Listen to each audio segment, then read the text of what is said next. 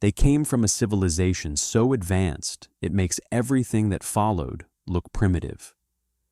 They rode dragons when other men rode horses. They built cities of stone and fire when other men lived in wooden halls. They conquered a continent in 2 years, a feat no army before or since has matched.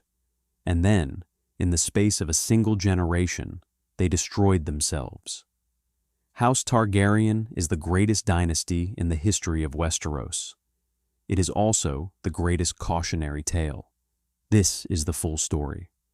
From the gods they claim to descend from, to the ash they left behind. The Targaryens did not originate in Westeros. They came from old Valyria, a freehold built on the Valyrian Peninsula in the eastern continent of Essos. Valyria was not merely a city or a kingdom, it was a civilizational force. The Valyrians discovered dragons living in the volcanic mountains they called the 14 Fires, and instead of fleeing, they tamed them. They used dragonfire and blood magic to forge Valyrian steel, a metal so superior that smiths across the world still cannot replicate it 2 centuries after Valyria's destruction. They built roads across continents. They enslaved entire peoples to fuel their expansion. They were, by any measure, the dominant civilization of the known world for over 5,000 years. The Targaryens were one of 40 Dragonlord families within that civilization.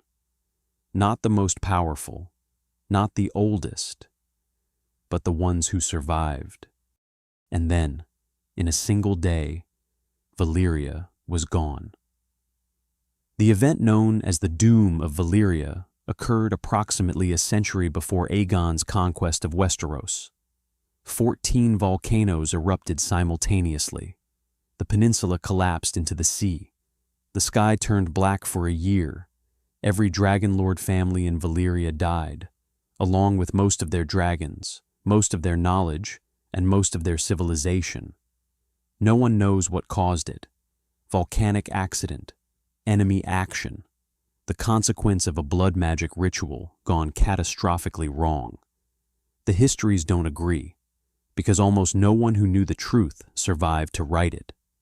The Targaryens survived because 12 years before the Doom, a young lord named Enar Targaryen packed his family, his wealth, and his dragons onto ships and sailed west to a small rocky island off the coast of Westeros.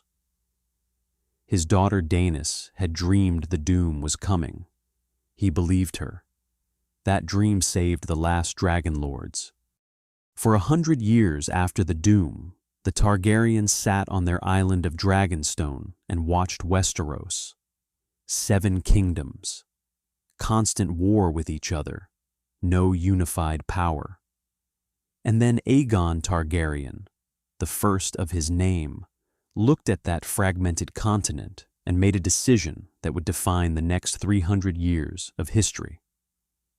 He had 3 dragons.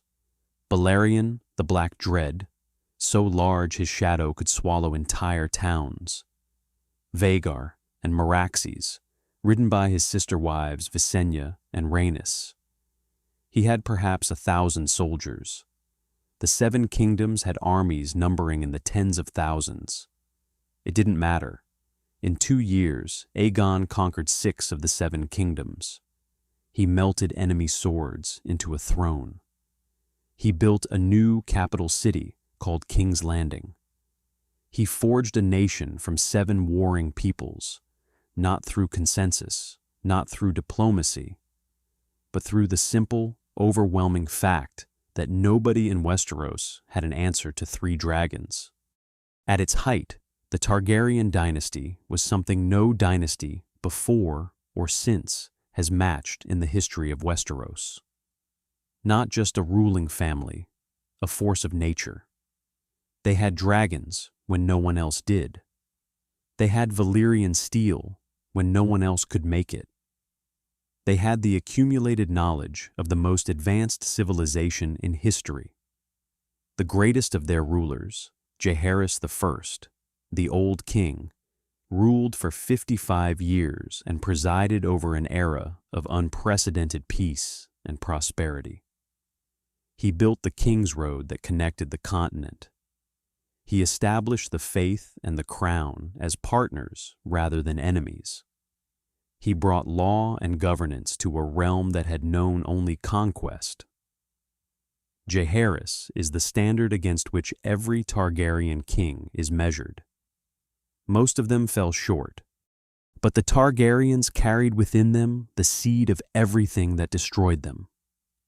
Inbreeding, practiced deliberately to keep the bloodline pure, and the ability to bond with dragons alive, produced brilliance and madness in equal measure. For every Jaehaerys, there was an Aegon the Unworthy, who legitimized all his bastards on his deathbed and handed the realm a succession crisis that produced a war. For every visionary, there was a tyrant. The Targaryens had a saying whispered in the corridors of the Red Keep. Every time a Targaryen is born, the gods flip a coin. Greatness on one side, madness on the other. They were never sure which way it would land. The event that broke the dynasty's back was not an external invasion. It was not a plague. It was not a natural disaster. It was a question about who had the right to sit on a chair. The Dance of the Dragons, the Targaryen Civil War, pitted two claimants against each other. Rhaenyra Targaryen, named heir by her father, against Aegon II, crowned by the court faction that refused to accept a queen. What followed was the bloodiest internal conflict in Westerosi history. Dragon fought dragon for the first time. 17 dragons entered the war. By its end, most were dead. The Targaryens had taken the one advantage that made them unstoppable, their dragons, and used it to destroy themselves. They won the civil war. They lost their power in winning it. After the dance, the dragons were gone. And without dragons, the Targaryens were simply another royal family, one with silver hair and a famous name, but no longer backed by the supernatural force that had made them unconquerable. The last dragons shrank over generations. The histories record them becoming smaller and smaller, until the final ones were described as the size of cats. Then nothing. The Targaryens still sat the Iron Throne. They still commanded armies.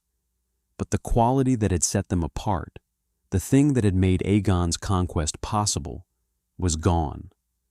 And as the dragons disappeared, so too did the dynasty's grip on its own destiny. Mad kings followed good ones. Wars followed peace. And the lords of Westeros, who had bent the knee because of dragons, began, slowly, to remember that they outnumbered the Targaryens considerably. The end, when it came fast. King Aerys II, the Mad King, had spent years alienating every great house in Westeros through paranoia, cruelty, and the kind of erratic governance that makes loyalty impossible to maintain. When he murdered the father and brother of Eddard Stark and demanded the heads of Eddard and his friend Robert Baratheon, he gave the lords of Westeros the justification they needed. Robert's rebellion lasted less than 2 years. The Targaryen armies were defeated in the field. Prince Rhaegar, brilliant, beloved, the heir who might have saved everything, was killed by Robert Baratheon personally at the Battle of the Trident. The Mad King was murdered by his own Kingsguard. Aerys's surviving children, Viserys and the infant Daenerys, fled across the narrow sea. The dynasty that had ruled Westeros for nearly 300 years ended not with fire and blood. It ended with a knife in the back of a mad king in an empty throne room. Here's the dark psychology lesson of House Targaryen, and it applies to every dynasty, every empire, every organization that has ever risen to dominance and then destroyed itself. Power without accountability creates the conditions for its own undoing. The Targaryens had no peers, no equal power that could check their worst impulses. Their dragons made them unchallengeable, and being unchallengeable meant never developing the political muscle that comes from having to negotiate, compromise, and govern through consent rather than force. When the dragons died, that muscle didn't exist. They had ruled through fear for so long, they had forgotten how to rule through legitimacy. And legitimacy, as every dynasty that has ever fallen eventually discovers, is the only kind of power that survives the loss of everything else. The Targaryens had fire and blood. What they never built was trust.